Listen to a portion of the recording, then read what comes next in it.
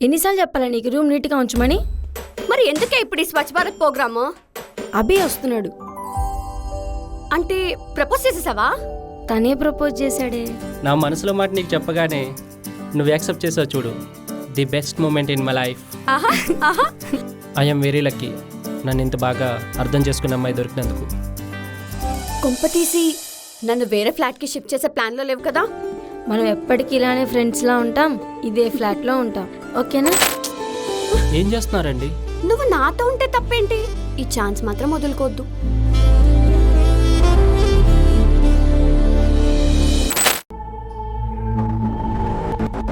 ఎవరు మీరు? అసలు ఎందుకు ఇదంతా చేస్తున్నారు? ఏం కావాలి మీకు?